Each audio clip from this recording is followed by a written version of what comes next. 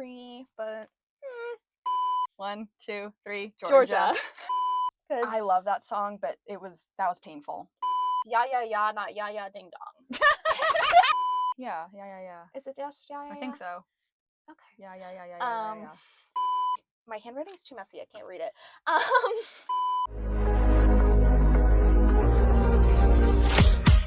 Hey everyone, it's Harmony And Rosie coming to you from inside the closet in the attic. And today we are back with another video. We are going to do our Eurovision Awards of 2026. So I came up with a bunch of categories inspired by some things I saw people do on TikTok of like my Eurovision Awards, and just like some of them are standard, some of them are a little silly. And we both filled them out and have our favorites, but we have not discussed which ones we picked with each other. So we're just going to talk about which ones we picked, some of which might be the same, some of which might be different, and I think I can guess which ones those might be. I think I know one or two we're probably going to fight about. Mm-hmm. So this will be interesting. Yeah. So let's get to it. I have mine on my... I had to write mine phone down because we film on my phone. So. All right. So starting off, we have a Best Vocalist Award. So Best Female Vocalist, I put Delta Goodrum, Australia. And then Best Male Vocalist, Daniel Žižka from Czechia. Yeah, okay. So my number one was Daniel Žižka because, oh my god, that man has the voice of an angel. Yeah, that one was easy. But actually, yeah, Delta Goodrum is the best female vocalist. Like, that one is no hate to the others, but it's not really. Okay, actually, my honorable mention for, because I couldn't pick between, it was really hard to pick for some of them, so I did include some honorable mentions. Daniel Žižka was run away my favorite for male vocalist. 100%. Female vocalist, my honorable mention was Alicia from Poland. Oh, I thought you were gonna say Leleka. No, I think she also was. I think she was my third place for that, but I think that's Alicia good. That's fair also, because Alicia also has a really great voice, and the runs that she does in Pray, best part of the song. Seriously, oh my god, holy crap. I wish I could sing like that. Holy crap, holy shit, seriously. Yeah, those runs are everything, and I think that deserves a lot of credit. Totally. So, yeah, I do think that Daniel Žižka was the best vocalist, like, of anyone else in the contest. Yeah, by far. I could listen to, he could sing anything, and I would like eat it up. It's not even close. It's not even close. Okay. All right. Next Moving category. On. Worst vocalist. So I still haven't really decided, because okay, if we go with the semifinals performance, I do feel like it is Antigone. I almost said Andromache, but that is a different female performer for Cyprus. I said Antigone. Yeah. It was very close. My second place was just the entire performance of On Replay. I love that song, but that was painful. It's so painful. But that, yeah. No. Antigone, she got better in the grand final, thank goodness. But even then, she was still really, really breathy. And the semifinal also was painful to listen to. And especially because the semifinal was the only thing I watched live. That's what sticks in my mind from that. Yeah. No. I think we can give her that award. Yeah. Sorry, Antigone. Sorry, Antigone, but what happened? Truly, what happened? I've heard her sing, like, when she sang live on Sing for Greece. It was so much better. I don't know what happened. I don't know if she was sick. I don't know if there was something else going on behind it was the scenes. The choreo? Maybe. But like, she sounded out of breath when she started. Like, there has to be something. Maybe? I mean, it's possible, but I don't know. She was out of breath before the first note. One of the mysteries of this year. It just ruined it for me. So I was really disappointed. Sorry, but okay. Next, we have up best outfits. Outfits. Okay. You go first this time. Best outfit, Delta Goodrum. That dress is gorgeous. The details, the sparkle, oh my god, it's absolutely beautiful. Okay. My pick were the outfits from Lelek in Croatia. That's not that surprising to me. Their outfits were also really, really gorgeous. I love when like groups do something like that where they all have like similar styles, but it's each one's a little bit different. Yeah, and also just like the all white and the red, and it impacts. It works so well with the performance. That is my favorite outstage like styling this year is that entire performance, but those outfits were everything, really, and I will stand on that. Yeah, I think they're also really beautiful, but for me, Delta Goodrum's dress was just stunning, absolutely beautiful. Fair enough. Okay, I'm not gonna like bash that take, but I definitely don't agree with it. Ooh, interesting. I don't know. I mean, it's pretty. It's just like I feel like of that performance, the outfit is not what sticks out to me. I mean, yeah, but when you look at the outfits, like aside from the rest of the performance, I think for me it stands out more than Lelek's dresses. I don't know. Okay, agree to disagree. We might agree on worst outfit though. Oh, what did I put for this one? What did you put? So I actually couldn't really decide, but actually now that I'm thinking about it, I do think I have my decision. Yeah. And it's not even that bad, but Montenegro's outfit, it's mostly just the ruff collar. Why did they do that to her? Like black leotard with a black ruff. Like, I agree that it was not flattering.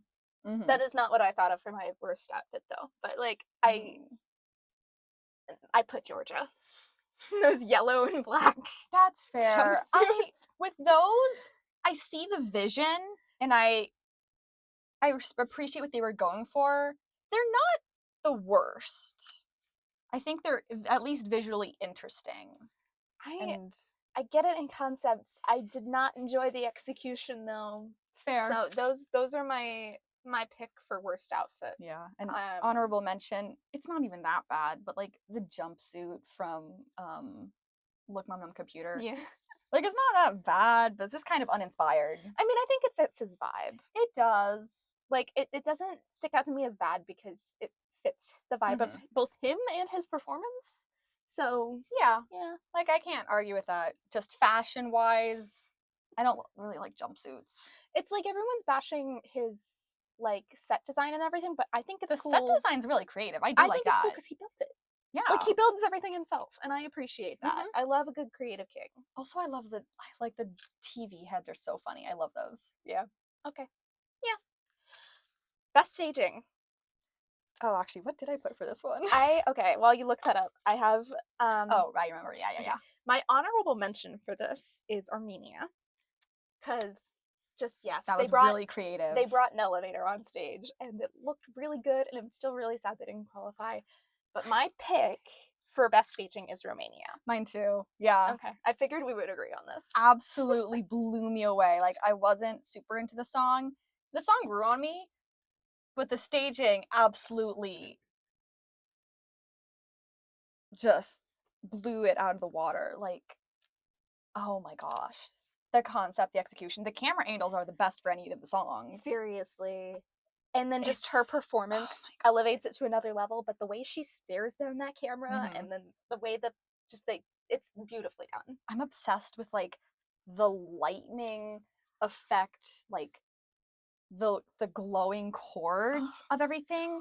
It's like industrial, but also kind of organic, and it fits the song so well, and it stands out because there's nothing else like that in the show. And honestly, in Eurovision, like it's so original and unique. Like it's so good, so creative, and like visually just incredible. Okay. Most improved from the national final. Also, I can't remember what I put for any of these. My brain is like a sieve. I will say I did put Romania as my honorable mention for most improved from the national final because I do agree that, oh my gosh, just the staging upgrade was everything. But my pick for most improved was Croatia. Yeah, I have two that I was thinking for this, and Croatia is one of them, but the other one is actually Albania. I like the song a lot, and the performance wasn't bad, but the Festivali Kanga stage naturally limited what they could do, but even with those limitations, it was kind of bad. Like, the stage was so dark, you couldn't see anything for like a third of the performance. The camera just goes round and round in circles like most of the time, which is, it kind of makes the viewer dizzy. And then Alice is on stage, and the sunglasses. He's on stage. Like, his emotional performance was left a lot to be desired. So the upgrade to Eurovision was sorely needed. But also Croatia. You can talk about that one since I've been going on. I knew you were going to say Albania too. I knew that was going to be your pick for this category. I was so worried that it was going to flop on Eurovision. It's all you talked about for like hours before I love that song, but the Festivali Kanga's performance was so... Okay, Croatia. I was obsessed with this song itself for basically most of Eurovision season after it won Dora, but the performance in Dora left a lot to be desired. But what they can do on stage at Dora just is nothing compared to what they can do when they get to Eurovision, and Lalek took the concept, and I feel like the Eurovision performance was also a lot more faithful to the message of the song too. Like, I think it's more dynamic. It's more portrays the meaning a lot better than the Dora performance. Yeah. So that's part of the reason I think it elevated it so much for me, is because I felt more connected to the song through the performance. Because like the Dora performance of the song just kind of felt like a presentation of the song and not like a part of the narrative for me as a viewer. So yeah, I adore everything they did on stage at Eurovision. It was so beautiful. I think for me, their Dora performance, their outfits kind of fell flat because they were very heavy looking, and like the gray and black is kind of boring.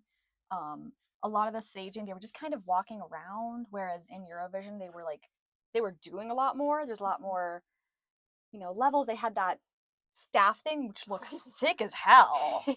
And then also, to me, their vocals in Dora, their harmonies, their voices weren't blending as nicely as they were at Eurovision, and that was something that bothered me. So that might have been the sound mixing in Dora. I don't know. Maybe it was practice.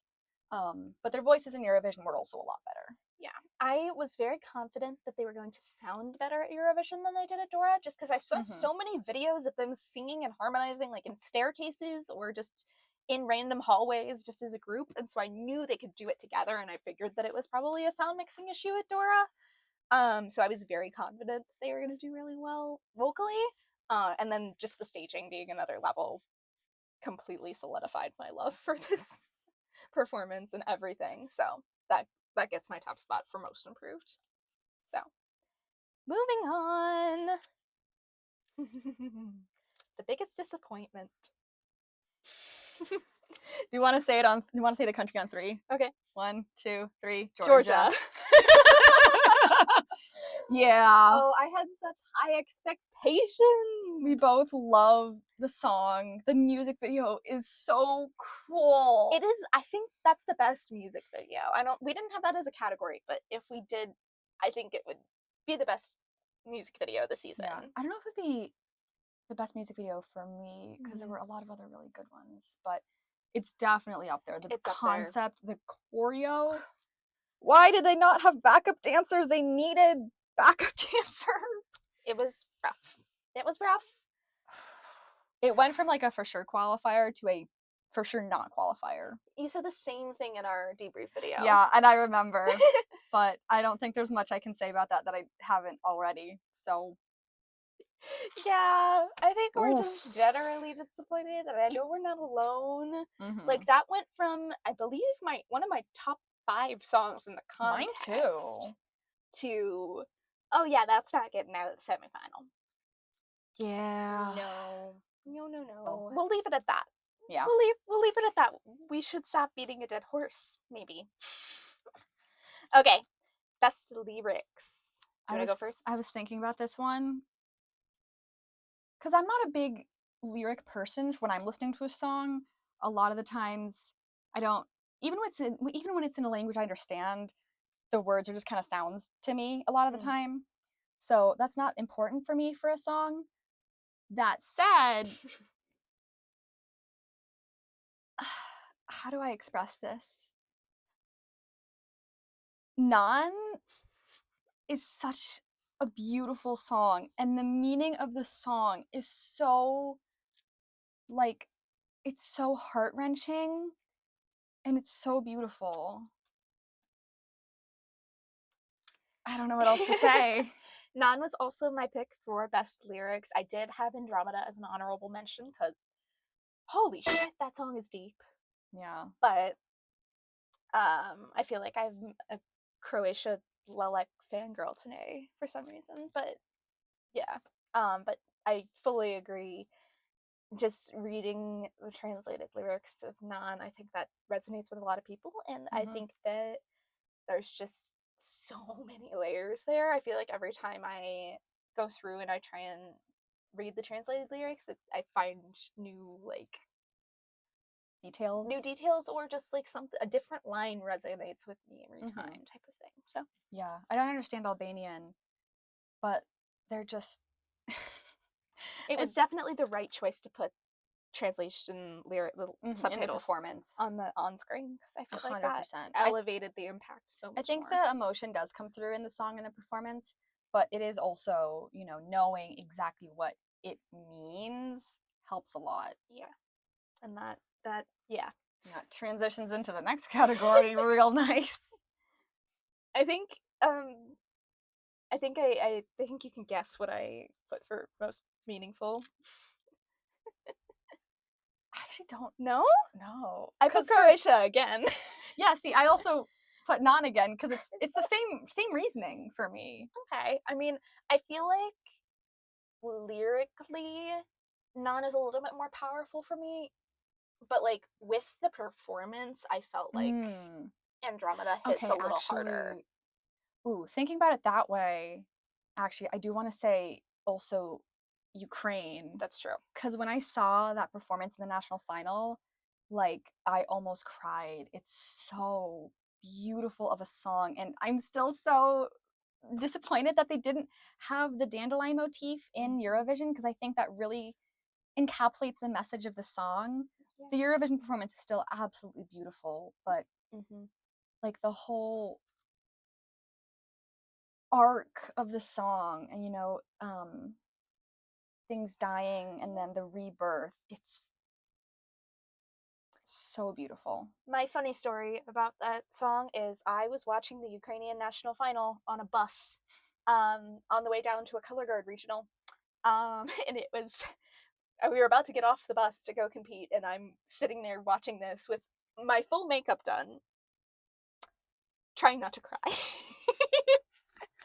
So I'm covered in bright purple makeup everywhere, about to go do a dance competition, and I need to not cry. And so yeah, I feel like that also is up there. But yeah, I feel like the whole package, meaning wise, Croatia hits it home for me. So yeah, I think my number one for most meaningful is still Albania. Fair enough. I think I got a very clear top 3 for it. There might be one I'm forgetting, but I think I've got a very clear top 3 for most meaningful. So, all right.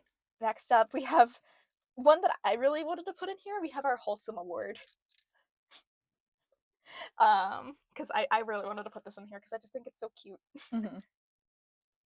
What did you put for this? I'm Eva Maria. Eva Maria. Yeah, I knew we were gonna agree on this. Like, that song is just, it's so cute and sweet. It's like, and I know that when I put this on the list, it was because I knew that she would get it. Because I needed that. And honestly, you needed her to have a win. I needed her to have a win. And two, also, I always love a good wholesome song at Eurovision. Yeah. And we had the one this year. We had a lot of kind of angsty songs this year. Like, we haven't had a lot of, I feel like the number of straightforward love songs has kind of declined over the last several years at Eurovision, which is interesting. Yeah. I don't know what that says about the state of the world. Nothing good. But Yeah, Mother Nature is... It's so sweet. And I love how she just kept the positive attitude despite all of the hate she got online and everything, and just, like, that is the kind of person I want to be. She's like a fairy princess. Seriously. She's just so happy to be there in the videos of her playing her violin with Alexander Rybak, and now she's posting videos of, like, I played the violin in orchestra when I was a kid, and now I'm playing my song with an orchestra, and it's like, it's so wholesome. But also that performance just, like, felt like a fairy running through the woods, and I needed that in my life. Yeah, I think we all do. We need more wholesome at Eurovision. That is just a blanket statement. We need more of it. Next year, I want there to be, like, 5 contenders for this award. We need more happiness, more happy songs. I mean, I love a good angsty song, but... And, like, we have had, like upbeat happy songs. We have an award for that later. Or, like, fun songs that just make you smile, but, like, I want to smile and just feel warm inside. With warm a nice, and fuzzy award. Like, warm and fuzzy. So, yeah. Okay, biggest surprise. Armenia not qualifying. Actually, Bulgaria winning. Yes. I think Bulgaria winning was probably my honorable mention. I think that... What did I put? My handwriting's too messy. I can't read it. But I think that Bulgaria winning and Finland coming outside the top 5. Yeah, that was also... I thought for sure that Finland was gonna win. Yeah. And Bulgaria winning never even crossed my mind before the grand final. So I was, like, having an existential crisis afterwards because I was like, what happened? Seriously. But also Armenia not qualifying, I thought that was a for sure qualifier. Like, it was a great performance. Vocally, it was, like, it's not vocally impressive, but, like, he was fine. He didn't fumble or anything. I think his energy was, like, 10 out of 10. Yeah. And, like, I don't understand how that didn't qualify, truly. I'm still shocked. Yeah. I think my top 2 are, like, Bulgaria winning and Bulgaria doing as well as they did with the juries specifically, because like, I considered that the televote song, like, exclusively, and then like, I think the bigger surprise is how well they did with the juries, and then how poorly Finland did are my top 2 probably. So yeah. This year was full of surprises, truly. Yeah, true. Speaking of surprises, the Underdog Award. Ooh, actually, wait, what did I put for this one? I mean, I feel like Bulgaria kind of was an underdog because no one thought they were gonna win. They only were in, like, the top 3 in the odds, like, the day of the contest. Yeah, and I appreciate the unpredictability a little bit. I do like that there was that surprise. I think the 2 I put down were probably, like, the 2 that did surprisingly well to me, as they were not predicted statistically to qualify, which would be Poland and Norway. Oh, yeah. Because, like... That was... Poland getting jury points? Shocking. Not because of the song. Not because of the song, but because it's Poland. Yeah, the juries historically do not give points to Poland. So, yes. I think that both of them were not predicted to qualify, or at least they were kind of on the line. On the cusp. And both of them came, like, I think Poland came 12th and Norway came 14th. So they're somewhere around there. I don't remember.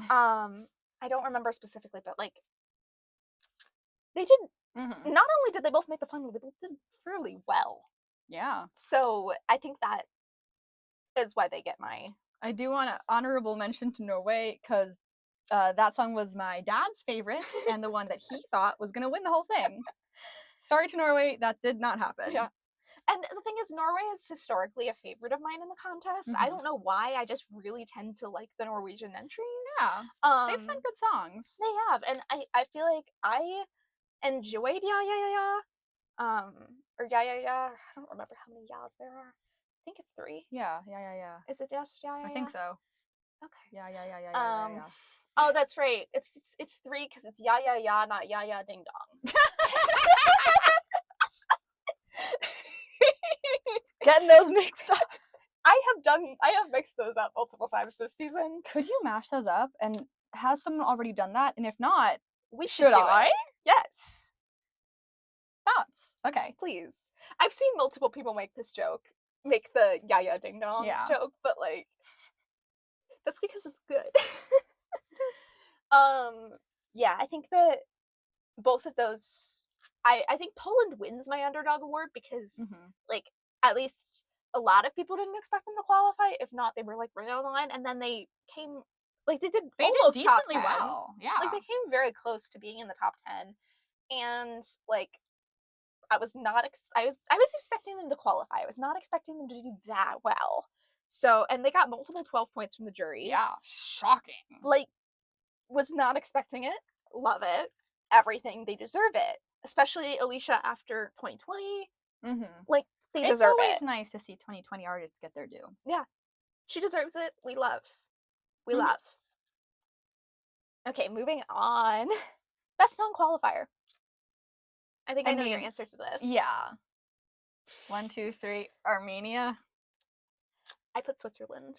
Yeah, that makes sense. I am obsessed with the staging for Switzerland, and I love the song, and I think that's the best non-qualifier. I think that, I know you think Armenia is the most robbed, especially from that semifinal. I think it's Switzerland. Yeah. She seems so close to qualifying.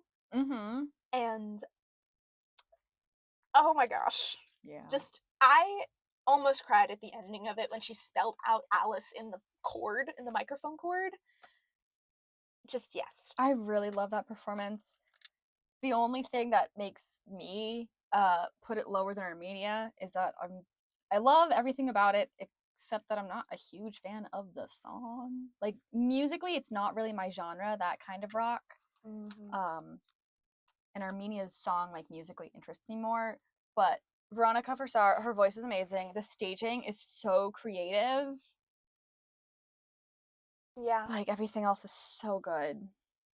Yeah, that's okay. We can agree to disagree on this one because I think both of them. Semifinal 2 was just so stacked. It was so tough. Like there were only maybe 2 songs from that semifinal I definitely didn't see qualifying. Like I think the only 2 I definitely was like no were Azerbaijan and Estonia. Estonia, yeah, that's the other one that was never gonna qualify. Yeah. So I'm pretty sure that was semifinal 2. I think so. Yeah, because we watched that live. Right. So yeah. But that semifinal was a bloodbath. And yeah. I knew there were gonna be some surprise qualifiers for that one. Because there's always some, and I got all of the qualifiers in semi 1 correct. So yeah, it happens. It does. Every year. Although the televote almost proved us wrong with semifinal 1. Yeah, no, that was crazy. That was wild. Oh my gosh. Okay. So best group. We're also including duo in this because there's only 1. So we're just saying like best like joint musical effort, I guess. Yes. And my pick for this is Finland.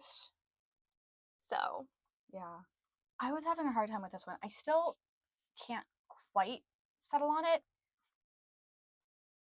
Because if you look at it, of the songs performed by multiple people, you know, band or duos, my favorite of the performances is Finland. But in terms of group dynamics, I think Croatia has the best like group chemistry. But honorable mention to Lavina because I love that song and that performance. I'm obsessed. But Finland like just ekes out over. Yeah, I think that like I wish there were more duos so we could have duo as like a separate category. Because I think there really weren't that many. No, there was just the one like duo, and I know groups don't typically like. There's not usually too many groups at Eurovision. Yeah, I did the statistics for this. 2021 and 2022, there were a lot, and they've kind of petered out over the last couple of years. There's not so many right now. I mean, 2021 is kind of strange to me. 2022, I get because Måneskin just won, and so it was probably like oh, it was probably a signal that, oh, a band can do well at Eurovision. We should go as a band. Yeah. So, yeah. But, I don't know. I think that Finland ekes out as, like, the best, like, duo performance, group performance. Mm-hmm. Although, it's weird, because Croatia is higher in my ranking. Yeah. But I think that Pete and Linda just work very well together. The chemistry is really good. Maybe it's because Lelek has so many people. I see less, like, one-on-one connection between the members. Yeah. Maybe it's just that for me. I don't know. But I think that, in my mind, Linda and Pete as a, like, working together as a unit, duo, as a unit, stick out as stronger. Yeah. So, I don't know what that means, but that's the way I'm making sense of it. All right. Most underrated, which for me is actually the same as my best non-qualifier. It's Switzerland. Me too. It's the Rumba. I don't understand why people don't like it. Oh my gosh. If I had to pick most underrated in the final, I think I would pick Denmark. Because, like, he deserved better than 7. He should have done so much better. And it's hard, but, like, if I had to pick one for the final, I would probably argue that Søren needed more points from the public. When I vote, usually I've been, like, spreading my votes out over a couple of my favorite songs. I might stop doing that and just vote for my favorite to ensure, or, like, not ensure, that feels... Give it more of a chance. Yeah. But my favorite song, the last couple, honestly, since Måneskin, haven't done as well as I really thought they were. I think I have, like, tunnel vision for my faves, but I'm so convinced that they're amazing and incredible, and of course they're gonna do well, because why wouldn't they? They're so great. And it's like a reality check, I guess, that other people have different musical tastes than me, and some people have incorrect opinions. You are entitled to your wrong opinion. You know, you have the right to be wrong, but you have to choose to exercise that right. Isn't this what my dad says? Yeah. But, okay. I guess we'll move on before we get distracted again. Søren deserved better. Yes. 100%. Best fun song. So, like, just, like, a song that makes me smile, or, like, one makes me want to jump around and just, like, chuckle and laugh and have a good time. And my choice for this is Moldova. Mine also. I love Paloma Rumba. I think it counts as a fun song, but it does. Viva Moldova makes me, like, get up and jump around. It's just such a good time. Yeah. The energy is incredible. Yeah, it's really hard to replicate that amount of just sheer excitement in a song, and I don't know what it is about that song, but it's just, it makes me want to visit Moldova. Yeah. And there's not a lot of songs that are like, okay, I'm just gonna go be a tourist now. But yeah, Viva Moldova is just, the energy's so contagious. Fun. Seriously. Like, if I could get up and dance around right now, that was what I would be doing. Injury. I was dancing around. You were. When I watched it, I was like, Viva Moldova. Oh my gosh. It's so fun. Okay, next up we have best choreo. And my honorable mention for this, it might be because we learned the choreography and I have, like, very special attachment to it. My honorable mention is Denmark for best choreography, because that, I know you can't really see it in the final, but it's there because of the camera angles. You can't did them so dirty. But the choreography's there, and it's so fun, and it's just, that was awesome. That was my pick for best choreo. It's honestly mostly that, like, last chorus, but it's so good. It is so fun. Like, kudos to the choreographer for doing that. It's so good. I'm always awestruck. But I did give best choreo to Bulgaria. Yeah. Because those dance breaks are just infectious. Like, that's, like, the one part of that performance I really liked. Yeah, me too. The dance breaks are cool. So I think that is an honorable mention maybe, just because, like, I'm more emotionally tied to Denmark's song, and we learned the choreo, and I just love it so much. But the choreo for Bulgaria is very creative, and especially the last dance break, like, right before the end of the song, is really fun to watch. Though I do think the camera angles also kind of did that a little dirty too. Like, they could have been better. But I want to learn the first chorus, the chair dance. Not first chorus, the first verse, the chair choreography, because it's something I can actually do right now. Mm-hmm. But like that is the entire song of choreography is something I want to learn eventually because it's just so much fun. Yeah, it just looks so dynamic and it's just everything. So that gets my pick for best choreography. Maybe I was accounting for the emotional attachment I have for the Danish choreography. I might have been doing that preemptively. Entirely shameless. I know my favorites. Oh my goodness. So the next one I picked really easily, but I know you struggled to pick. Yeah, best instrumental. Yeah, I was doing that one today because there's a lot of really good instrumentals. I heard her playing a bunch of the different instrumentals from her bedroom. And I was like, oh my gosh, you're really struggling with this. I did finally settle on one, which was Eclipse.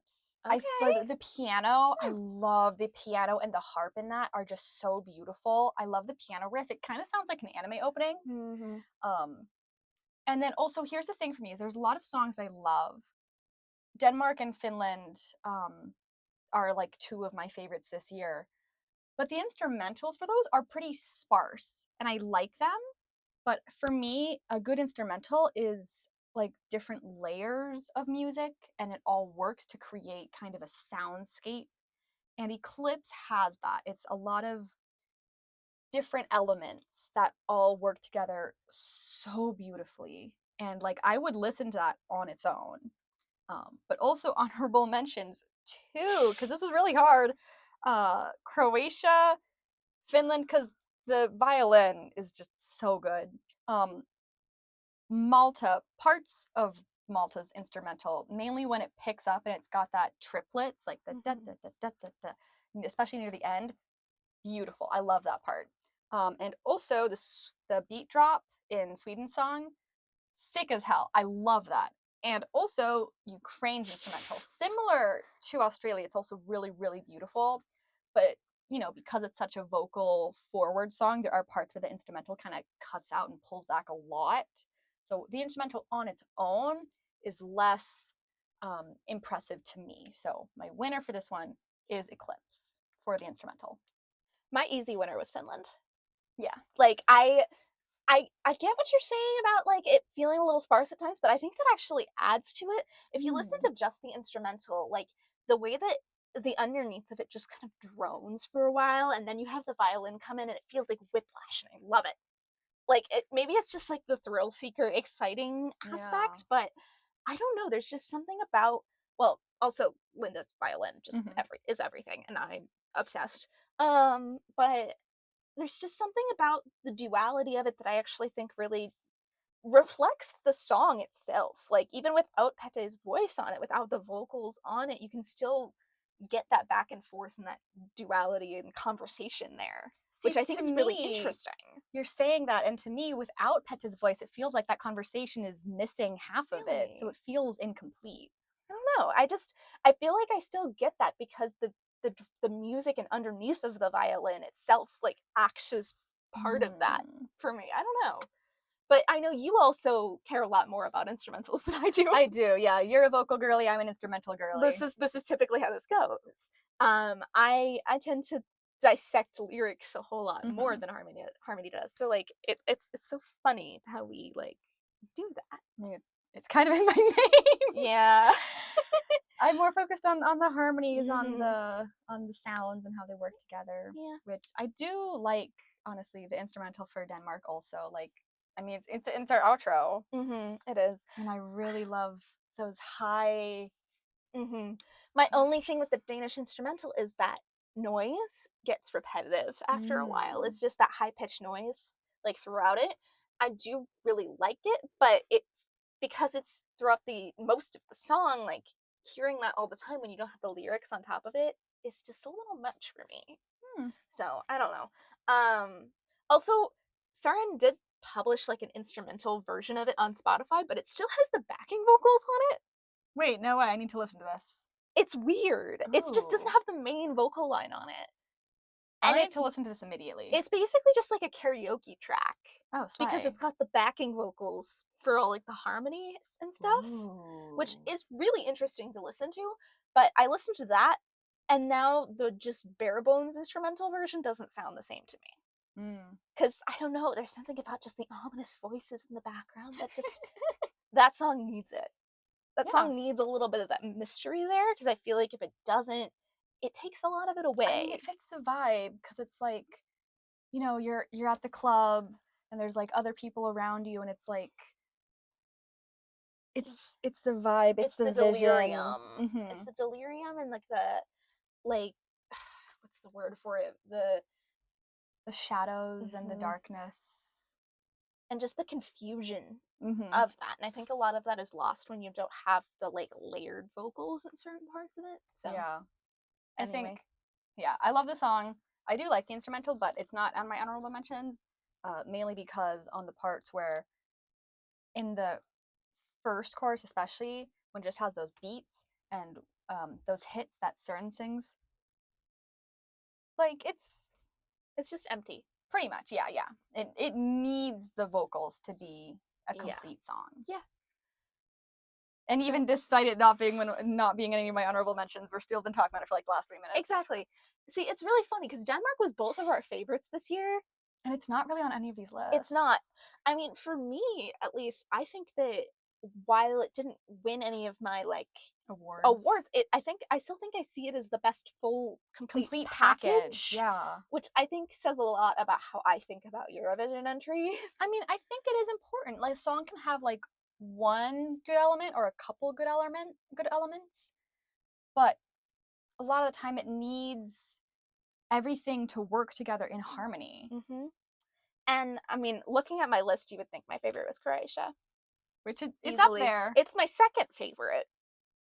Because for some reason, the girl groups always end up as my second favorite. This is a trend. It's bizarre, but it usually happens like that. But it's just, there's just something about the whole package of Favourgoyam that just is.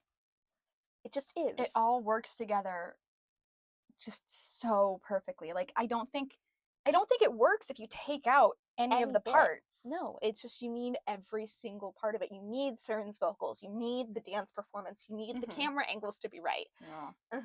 You need the smoke and the prop and the mesh shirt and the glitter and the tearaway shirt, and you need the leather pants. And you need just like the whole atmosphere of it, and you need the dancers and the facial expressions and the heart and soul behind it. Or, you know what? Actually, I do think the lyrics for Favourgoyam are very, very good, and I didn't think about that before, but I do like them a lot. Yeah, I don't think it beats out my. No, it doesn't beat out. It does not beat out Non, or Croatia in my book. It's just like they're really good, and it's really meaningful, and I feel like he manages to capture the scene of what this song is about so well. Yeah. So I will always give him credit for that. So anyway, that was our Eurovision awards. Actually, which one keeps appearing in mine? Because I feel like I think it's Armenia. Yeah, Armenia and... Yeah. Actually, when I said Denmark wasn't any of my awards, that's not true, because they did get best choreo from me. He got the honorable mention for me. But actually, you know what? Honorable mention for best vocalist also, because Cern's voice was amazing. Yeah. I'm so sorry I didn't think of that before. Frankly, I didn't mention Cern as an honorable mention for best male vocalist because, like, I think Daniel Žižka is just, like, miles and miles ahead of everyone else. Yes, but he is the second. You know, like, and I do agree with that, but I only put honorable mentions on my list if it was really hard for me to decide between two. Which is fair. So I think that's why I didn't mention it, because, like, Daniel Žižka's voice didn't have to think about it. Oh my gosh. The big high note in Crossroads. Oh my god. Undoubtedly just everything. Robbed by the juries. Oh my god.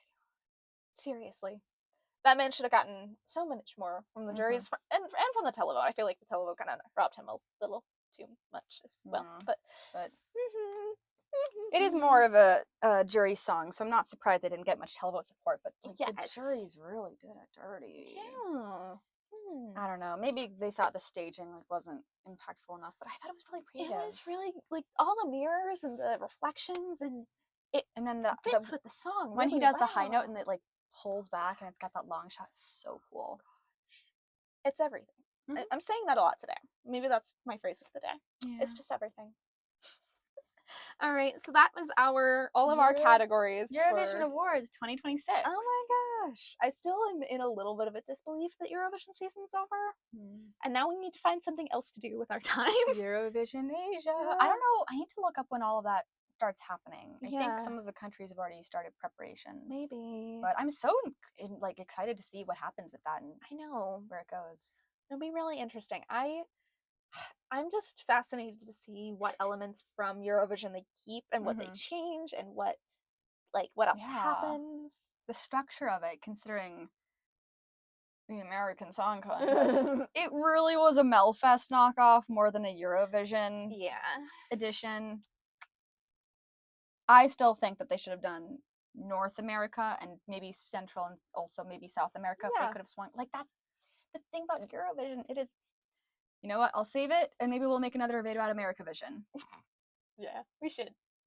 I have a lot to say. Yeah, I think it's been a while since I watched the American Song Contest. I think I'm due to rewatch it just to have some things fresh in my mind for a video, but I think that we could talk about it for a while. I definitely have many thoughts. All right. So, anyway, this has been us rambling about our favorite Eurovision things for however long we've been recording. I don't know. We'll see how much I can pare down this video. And also, hopefully, these microphones actually work. Yeah, this was we did test them a couple times. Maybe they gave out on us. Who knows? Yeah. It's just gonna make this interesting. But yeah, we'll see how much we can edit down this video. Whichever one of us actually ends up editing it. Anyway, let us know what your favorites for these categories are. If you want to make your own awards list based on our categories, please do. That would be fun. I'd love to have a conversation in the comments. And let us know if there were any award categories you wanted to see and we didn't say, because that could also be interesting. Because I came up with this list in 10 minutes. And so there might have been things I missed. Yeah. So yeah. Anyway, Harmony Rosie. Peace out.